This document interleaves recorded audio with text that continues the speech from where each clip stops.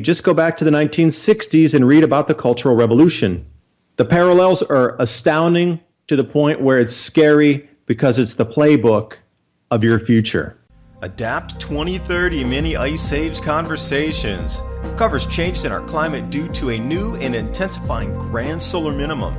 In the media, overlooking, downplaying, or burying cold weather changes occurring on our planet.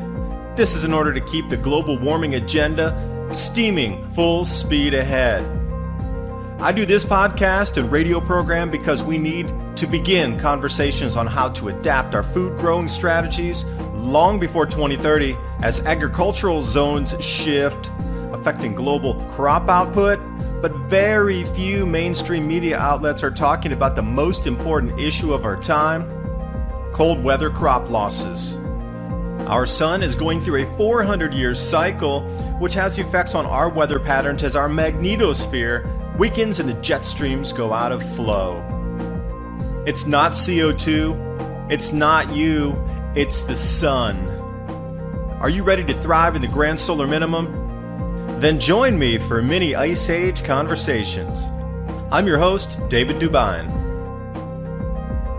The agenda is population reduction and lowering of your living standard. I think the living standard will come first in the reduction because the way the world's being set up economically, they're going to crash out the economy first, especially entering into this grand solar minimum. Now, by not warning people, governments of the planet, you're culpable. There's going to be much larger loss of life than there would be if we all worked together and started thinking of these solutions. We could probably think of better agricultural solutions if we really put our minds to it. People might behave a little differently. They might start taking more responsibility for their lives. They might look at their lives differently as well. You know, duress changes the way people think, and we're in this completely sedated state at the moment. They want you there, so you're not looking. They want to sedate you, and they're going to bowl right over you. They're going to try to prevent the rise of any independent media, industrial rivals, economic rivals. And they even quoted here in the article, the real enemy is humanity itself. So, they're trying to frame it as global warming, explain away all the weather changes and global warming, and then you think you can do something about it. You think, I have the power if I don't drive my car, if I bike to work, whatever, we can do something about it. But all the while, time's ticking away while you could be preparing because the weather changes are here, and oh my, 2019 will be a year to remember in our planet. 2020 is going to be an earth-shattering, and I really mean earth-shattering reality change for almost everybody on our earth. And by 2021, the way that you look at life and how you value food and community and people around you is going to be forever changed. We're descending into this so fast, we're running into this like a wall at 90 miles an hour with no protective gear on. Let that sink in. We are at the cusp of a reset. It's in motion, and the IPCC and their global warming minions are pushing that agenda to keep you unprepared. And I have been making up my own opinions as I'm kind of getting through this article here about why they're creating or why they have created the IPCC and global warming as an excuse. See, they're trying to label it as it's extremely likely that man-made CO2 emissions have caused all of these changes. And, you know, they've strung everybody along for so many decades that 95% of the people believe it, hook, line, and sinker. And when people like myself or my information come out, ridiculed, yelled at, shut down, and a whole other host in between of emotions that come out with it. They've turned it into a religion, where the very backers of the religions are the ones trying to stop the message of them getting ready and even helping them prepare for the event that could save their lives or their families. This is crazy. This is true insanity. The indoctrination is so complete. With that variable out of the way, we're just going to slide that over to the right. Now we need to come in and we need to go back into Mao Zedong's day in the Cultural Revolution, because now we need the students as shock troops to implement all the policies. We need the professors to be the indoctrinators. We need the high school teachers to be indoctrinators for the upcoming shock troops that are high schoolers that will be in university. because you just see how over the top they react now, university students, to almost every issue. It's not like all right, let's debate it, let's look at the information, okay, and then maybe we take some action here, there, or something. Now it's just, here's the information, they never question it, and they go off to the Uber, and whatever it takes, or any other way, illegality, this is where we're going to. So the health and the safety of the human species is at risk. I had a conversation the other day with Dan Schultz. He runs an economic blog and forum. We were talking about, in the 1600s, people were more self-sufficient. They knew how to repair everything. They were much more hardy people, if you will. They're really strong. They farmed, they animal husbandry, they harvested their own crops. Their bodies were powerfully, incredibly strong. And they were self-sufficient, and they were tight-knit communities. Tight-knit. And there were less than 1 billion people on the planet during the 1600s, yet 25% of them died off due to not enough food, cold, and disease due to immune system problems from not having enough food. And our conversation continued, we have just-in-time delivery and all these other things, but what will happen this time? We have 7.5 billion people that almost 7.3 billion of them are completely unaware that this event is here. And of that, probably 7 billion of them are completely unself-sufficient. And the meek shall inherit the earth. I believe that is absolutely going to be true. Because the less developed nations, they're way, way, way more self-sufficient than anything in the developed economies. And with that said, moving down, I believe they're going to collapse the economy about a year before the actual food shortages are here. Because they're going to try to reap the rewards of rising food prices in the futures market. You got to realize these people at the top moving all the money, they want to make more money for whatever their reasons, prepare more, who knows. But they're not going to let a good crisis go to waste and just crash the economy without profiting from it. So what they're going to do is profit first by raking havoc on your life, by driving your food prices to double, triple, quadruple. Once they've milked all the money out, everything else around the periphery economy will be collapsing anyway, because nobody will be spending money on anything except for food. Then they're going to pull the plug at the very end. So I believe we're within 2 years of global crop shortages because I believe that they're going to crash the economy. I've seen the warning signs all over the place of we're getting really close here. And diving over into China, this is one of the biggest indicators on our planet where our economy is going. iPhone sales have crashed into almost nothing. The demand was only 30% of what it traditionally is. Now, what that means for me is that is a huge pullback in consumer spending. I wish I could see what the movies are, because movies are rather expensive comparatively to the U.S. It costs you a little bit more money. It's a luxury to go see to go out to the movies in China. I lived there for several years. It costs a little more money to go out to the cinema there. Maybe about $10 US, $8 US for a movie ticket, something like that. Not everybody can afford to do that. Got to have money to do that. So I'm curious also, I can't find this information. What's the pullback been on movie ticket total spending? Because that's what people stopped spending on first. The auto sales have just plummeted off a cliff where they're even wondering why Tesla has bought this land near Shanghai for a new automotive plant, because the amount of auto sales has just slammed against the wall. It's down 80% in the country. You can find all these facts on Zero Hedge. Go ahead and take a look. They have a really good rundown on Chinese news, or if you do follow through like the South China Morning Post and all these other Asian publications, Tokyo Times, South China Morning Post, Taiwan Times, you can look in Shanghai. There's a whole bunch of papers all around the place that are following these, because this downturn in Chinese activity economically affects the rest of Asia. Shanghai index down over 30%. And what they're having currently happen, you got the slowdown in consumer spending on the iPhone, the electronics, iPhone specifically. Automobile sales are completely down. Home ownership has stagnated and started to decrease. Now, the prices of the homes were just mind-boggling, where you could get a 2-bedroom apartment in Shanghai or you could get a beachfront property in Hawaii, and they both cost the same. And I kid you not. Home prices are staggeringly expensive in the larger cities in China. Now, what has happened, though, is the home prices are starting to drop to the point where citizens are coming out on the street in protest because of declining property prices. And it's not some little, backwater in Shanxi province or somewhere out in Ningxia that you never heard of.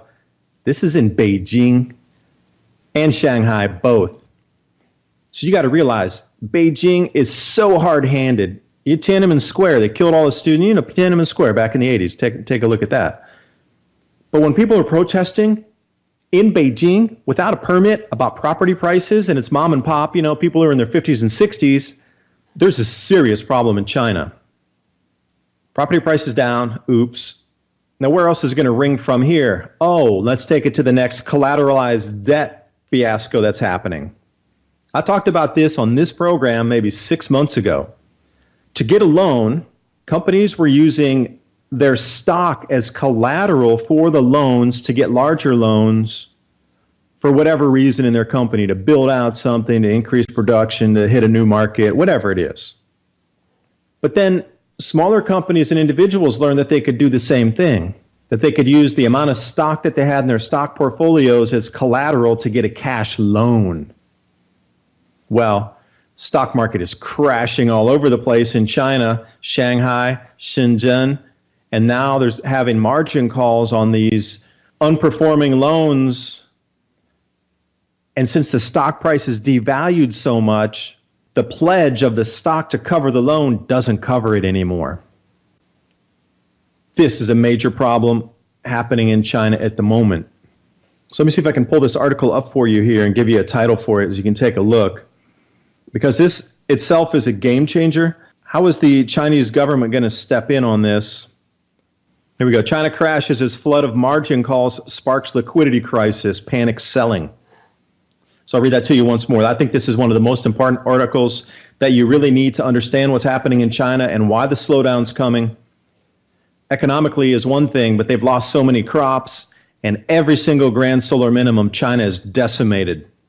They're trying to keep themselves together by buying all the food, getting the food regions together over in Africa, setting up the string of pearls through the Indian Ocean for delivery back to China. But this all goes right into it. China crashes as flood of margin calls sparks liquidity crisis. So as the stock prices continue to decline, it's down to 4-year lows, and it continues downward as more people sell to try to pay off part of the loans. I mean, their margin call came in, and since it's pledged to the company, that company is able to execute the sale with or without them because they got the margin call. And if they don't call the office or get it taken care of, usually in 24 to 48 hours, hey, that gets sold at whatever price it gets sold, and you have no say into it. And this unmitigated selling is just what they're calling it, a liquidity crisis across the stock market in China. Now let's take a look at what's happening with the crop production in China. Heilongjiang, that northern area, they're down about, I've gotten finally some reports out of there, but they're down 45% this year in the normal amount of wheat that they grow up there. The corn has also, in the central regions, been, let me pull up the, I'm over here on Ag Facts, and they're talking about some of the corn issues that are happening as well. They call it mycotoxins and crop deterioration due to extremely wet conditions. Now you're seeing this across Iowa as well, but you're seeing it in China. So all this smoke and mirrors of the soybean tariff, I don't hear them talking about wheat anywhere. Now, if China were to follow the last grand solar minimums that they've been through, they're going to collapse. This is why I think Xi Jinping is taking ultimate control like the old emperors did, because he's going to try to hold it together. And when everything else collapses around him, their kingdom is going to squeeze down into a very small amount of complete 100% devout followers, and everybody else will be left to starve. China is losing crops. The rest of the world's losing crops, wheat especially. So China being the biggest importer of food, they can't supply themselves. They're looking to new areas in the desert of the Sahel in Africa that are greening so they can grow out these areas to provide food to ship back under armed protection back to China. Fine. Great. They bought every last grain of wheat coming out of any country west of them, Kyrgyzstan, Kazakhstan, all the stands that you hear of, Tajikistan. Anything that grows wheat out in those stand countries was completely 100% bought and paid for in advance from China this year. So you got to think about the push and pull. Who does Kazakhstan supply to as a main supplier? Well, if China got 100% of their supply, then Kazakhstan's not going to be exporting to its traditional suppliers, so they in turn will be looking for other exports elsewhere.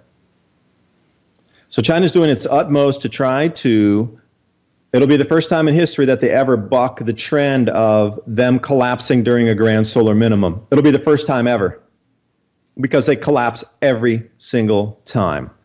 The mandate from heaven's removed when there's not enough rain to grow crops. You must be doing something bad to anger the gods. We're going to take you out of power. And sure enough, the cycle of upheaval and revolution in a society usually takes about 10 to 12, 15 years. And by the time the revolution finishes and the weather improves magically, the mandate from heaven is restored. We took the old ruler out. The new person comes in 15 years later, sets up shop, and then the weather changes back because the grand solar minimum finished and our solar activity goes back up to higher levels, and suddenly we're able to grow food again. It is like a time clock of Chinese leadership change. So when you're looking into China, they're a major driver and a major food importer and a major exporter, and they drive a lot of other business around the planet due to the consumption of so many things inside China. That's going to slow down. That's going to have an effect globally on everything, consumer goods-wise. Now, with that being, I wanted to transition into the crop losses, or at least talking about some of the crops that are having difficulty, shall we say. The fall of empires is in front of us. The great crash looms, yet we're still being told that it's CO2. In western Manitoba, farmers lose millions. But I am going to say that is only yet a small fraction of what's really being lost, because if you follow on to other agro insurance or ag facts, Canada weather leaves 3 billion worth of grain unharvested. Extremes of weather, but they say brought about by global warming, have played havoc. Let's just change the wording. Brought about by grand solar minimum has played havoc on the agricultural sector globally. And since I have been talking about our need moving forward in this new society that we're entering as our global grain production starts to be reduced in yield, your food prices are going to skyrocket. And I mean skyrocket, not just doubling or tripling, something like 5 or 10 times higher by 2020 at the very least. TrueLeafMarket.com. I really want to talk about growing your own food, which will be a necessity moving forward. They've been around since 1974, heirloom and organic seeds. Since I've started talking about them in my videos, I have a lot of people write and say that they've previously ordered, that they know the owner, having great results, good customer service. They quite enjoyed the seed quality as well. And there's so many ways that we can go about growing different types of vegetables that we're going to need. Microgreens are incredibly nutritious. They're super fast to grow. In less than a week, you can have something that you can eat. And we know the benefits of microgreens. All you have to do is use a search engine and look up vitamin, mineral, nutrient content of microgreens. You'll be shocked. Also, sprouts. We can get those a little bit taller, a little more dense, a little bit larger volume on the vegetation mass coming off of there. So how do you know what kind of sprouts to grow? How about wheatgrass or herbs? What about different types of herbs that we can add to our foods? Now, what I just described to you, there's a full range of starter guides there at TrueLeafMarket.com for you to take a look at. Even if it's just for your own knowledge and you don't purchase something from them, at least get the information so you know how to grow microgreens, you know how to grow sprouts, you understand what some of the herbs are for. And not only that, they have wheatgrass and grain seeds. So when I'm talking about grain growing regions going offline, we just need to look back in history and see where across the planet there was difficulty growing grains when this grand solar minimum intensified and the jet stream started wandering just like they're doing today due to a decreased magnetosphere that does not hold our jet streams locked in their traditional flows.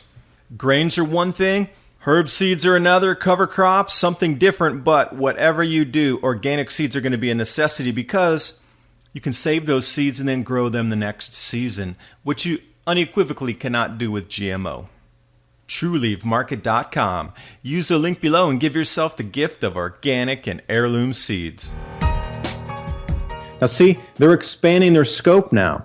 Before it was just a regional thing. Remember, it's a state, the state is down. Now it's the country's down. And now they're coming out saying globally, the agricultural sector is fully affected. I didn't know how long it would take them to come clean and really start talking about the global crop losses, but it appears that as of this month, they're starting to talk about global crop losses, not just states, regions, or countries. So get ready for massive changes.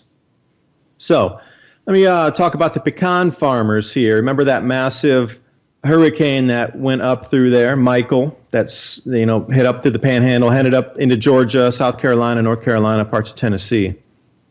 Pecan growers down 35%. That's the actual amount of trees that were damaged, 35%, and plus or minus for the crop as well.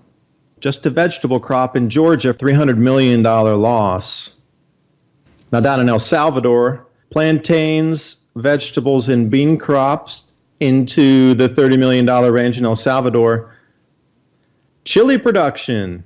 Now this is weird because a friend of mine, Francis, down in the Philippines, had sent me a few links about the chili production being at all-time lows, where if you bring in a chili to a restaurant, they give you a free meal because they don't have enough chilies to run their business. So anybody who can bring chilies into the restaurant, they'll give you free food if you can bring chilies. Now, Pakistan also has the same thing going here. They lost 70% of the chili production. And with chilies, I'm talking about the red chilies, the dried ones. Not the incredibly hot, but, nice enough to spice the food. And you know how many spiced foods are around our world. What are the chances of that? Pakistan and the Philippines both having massive, massive losses in chili production to the point where it's changed people's spending habits. Where now a handful of chilies can go buy you a meal in the Philippines. Think about that. 2 years ago, the meal would have cost 50 times more than the chilies because the chilies would have been what? $1 for a pound or something? $2 a pound dried? It's reversed itself completely. Now, with all the wet conditions across Central America, the coffee rust is over in Latin American coffee crops. 70% of the farms have been affected by this new coffee rust, a fungus. Brazil was down with Arabica production, so you just need to see where the only reason it's like this is because it's much wetter than usual. So again, what does this bring us back? The ergot, the moldy crops that we saw in the Maunder Minimum. Now we're getting Latin America, too wet. We got fungus growing on the plants that didn't before. So you can just start to see where we're heading. And remember, everything is going to continue to amplify. So instead of being 70%, it might be 90% next year, but the rust will have spread to much wider region than just Central America. By that point, it'll probably spread up into Mexico. It for sure will spread over into Brazil. The grain growers of Canada wrote a letter to the agricultural minister asking what's going on and how can you help? I might reply to them myself and tell them about the Grand Solar Minimum and say, you got no help coming. It's going to get worse next year and the next year. And the following year, you will have no crops. And Canada's going offline, and you're going to have to think of a different way to grow anything up there more cold, hardy, resistant than what you have with canola or wheat. And when I say that, I really mean it. Like 3 years from now, Canada's production is going to be like 90% less than it is today. And all these periphery states up on the American border with Canada are also going to go into extreme losses, maybe 80% less than they are able to today. And if the drought conditions persist as it is across Kansas and Oklahoma, we saw 80% losses there for the hard red winter wheat. If those drought conditions amplify, 3 or 4 years from now, it's going to be a baking desert like the Dust Bowl. This is what I'm talking about, stepping forward in time with the crops. The stranger our weather gets because of our shifting magnetosphere and our shifting jet streams and weakening magnetosphere, and the shifting jet streams, the more crops are going to be taken offline. The signs are all around us. You can see clearly where they're starting to have the greatest effect. And as I was talking with the massive rainfalls earlier in the program, you're having multiple years of these all-time record rains, all-time record rain the next year breaking the previous record. Well, Well, it's going to continue in those areas, and we're seeing the same thing. The crop losses pinpoint on the map where it's happening, where it happened last year and the year prior. Because I can guarantee you with utmost certainty, next year it's going to happen again, but at a higher intensity. Crops in Canada, all the way western Manitoba, Alberta, got some places in Ontario, and the eastern part of Canada and the Maritimes was just decimated by cold. They even got Christmas trees were killed. That's how cold it was. The Christmas tree farmers lost millions and millions of dollars in Christmas trees due to freezes. So you got to be kidding me, right? Freezing's killing Christmas trees? Something's wrong. Now you look at Western Australia. I had a great interview with Kevin Long from thelongview.com.au, The Long View. He's an agricultural forecast that does eastern, or basically southeast Australia. And he's saying Australia is going into a mega drought. And he was forecasting less than 1 million tons coming out of Australia by 2020.